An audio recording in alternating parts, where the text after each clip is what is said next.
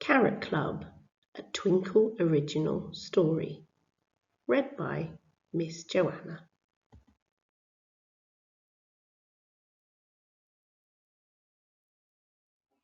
It was midnight in the supermarket, and the veggies were sleeping soundly. Suddenly, Sally Sprout was woken by the sound of footsteps coming from the crate next door. She peered through a hole and was surprised to see a line of carrots disappearing under the counter. She decided to follow them to see what was going on.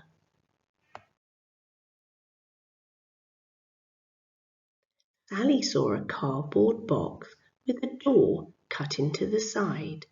She knocked on the door and it was answered by a confused-looking carrot named Clive. "What are you doing here?" asked Clive. "Only carrots are allowed at Carrot Club." What's Carrot Club?" asked Sally excitedly, looking past him as she spoke. In the background, Sally could see a pool table and a hoop for playing their favourite ball game, Vegetable.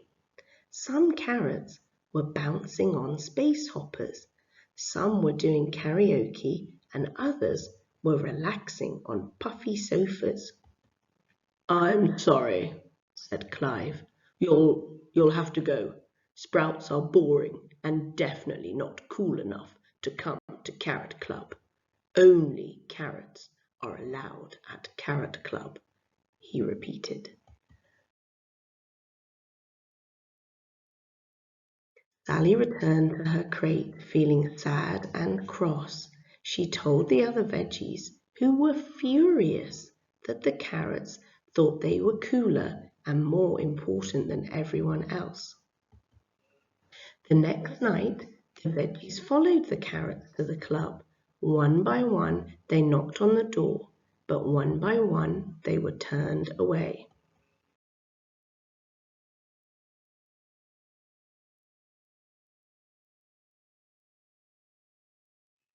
Pedro Potato was told he was too mucky to come inside, and Barbara Broccoli was shocked when the carrot said her beautiful curly hair was not stylish enough. Billy Beetroot was upset that the carrot thought his lovely pink colour was not as funky as orange. "That's it," he said. "We have to teach those carrots a lesson."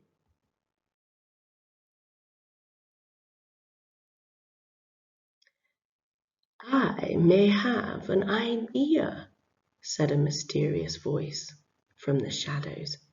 It was Polly Parsnip.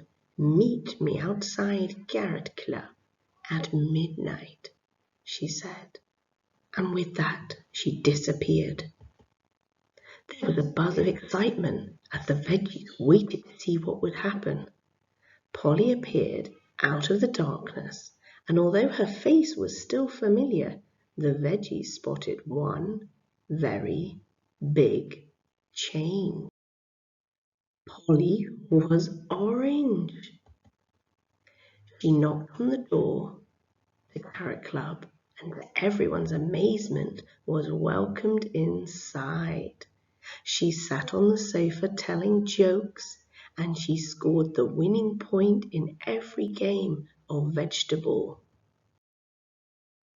Polly returned night after night, impressing everyone with her skills on the space hopper and her amazing karaoke talents. It wasn't long before she was the most popular carrot at Carrot Club. The other carrots told her how funny she was. They loved her fantastic hairstyle and thought she was a great shade of orange.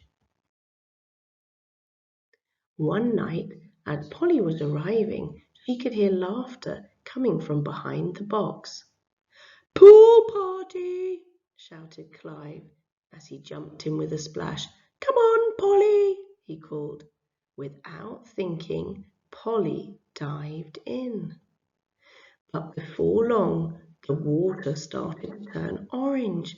The carrots gasped with shock and looked at Polly, who was now a very obvious shade of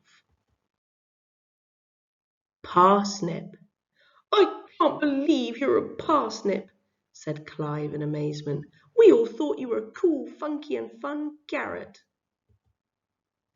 "Well, I am cool, funky and fun," said Polly, climbing out of the pool, "but I am not a carrot."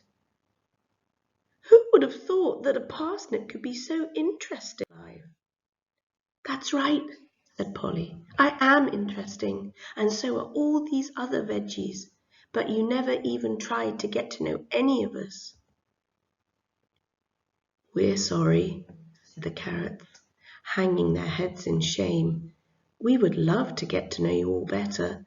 Tomorrow night you are all invited to Carrot Club." The next night all the veggies arrived to find a surprise on the door. "Maybe you are as cool as carrots after all," said Clive with a wink.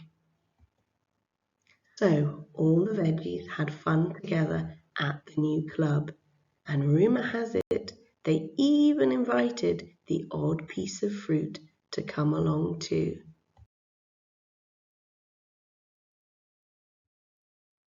The end.